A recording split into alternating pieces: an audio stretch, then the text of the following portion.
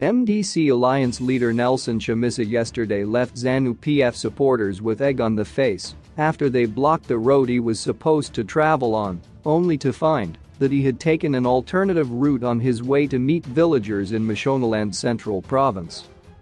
Chamisa's Meet the People tours in Masvingo, Manicaland, and Mashonaland West provinces were met with violence amid claims that the ruling Zanu PF was mobilizing its supporters to block him. Yesterday in Rashinga, Mashonaland Central Province, scores of Zanu PF supporters had gathered at St. Mary's in Chimhonda, holding placards, intending to block Chamisa and his convoy from passing through en route to Rashinga Growth Point to address MDC Alliance supporters. Police also reportedly mounted several roadblocks with the aid of Zanu PF youth along the Harare-Rashinga road. Sources told Newsday that motorists endured lengthy delays at roadblocks as police demanded national identity documents at checkpoints. The sources also added that Chamisa's advance team met Chief Makuni, who cleared his visit to the area.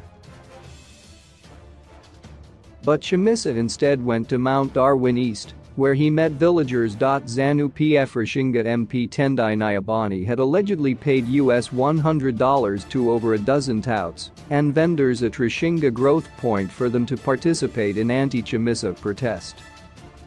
He allegedly also distributed flyers with anti-Chamisa messages. But Nyabani dismissed the claims when Newsday contacted him for comment. "I did not pay the money," he said curtly. "Who told you?" Mashonaland East Acting Provincial Police Spokesperson Nason Blaweo referred questions to National Police Spokesperson Assistant Commissioner Paul Nyathi, who was not picking calls. "When they thought we were yet to get in the area to address our supporters, we were already gone. We left them holding placards with no one to protest against." Yes, there were obstacles, Chamisa told Newsday. "There was tight security at roadblocks, but that did not stop us from meeting the people. The outreach was successful, very successful. Just like our previous visits in other provinces, the people were expecting us in Rashinga and Mount Darwin East. They welcomed us. We are satisfied." Chamisa said he would continue his outreach program despite threats on his life.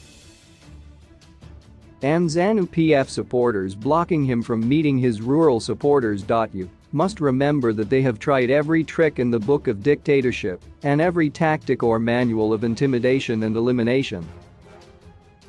They nearly killed me at the airport and even recently in Paquita, Chamisa said. Chamisa was beaten unconscious at the now Robert Gabriel Mugabe International Airport in 2007 when he was about to leave for a meeting of the European Union and Africa Caribbean Pacific in Brussels, Belgium.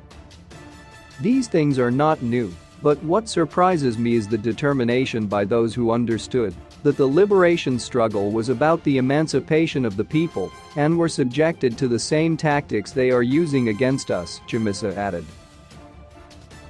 Bullets that were used against them are being used against us. The creation of no-go areas and zones, barricading of roads was used against them, and they are using the same against us.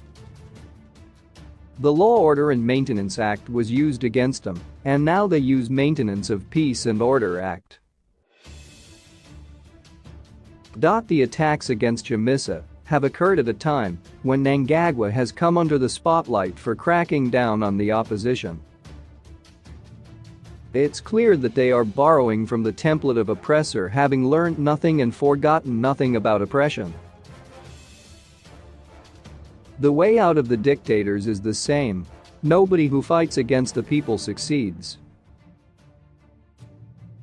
Smith, Ian, tried it and failed. Idi Amin and others tried and failed, and I have no doubt that this one will again.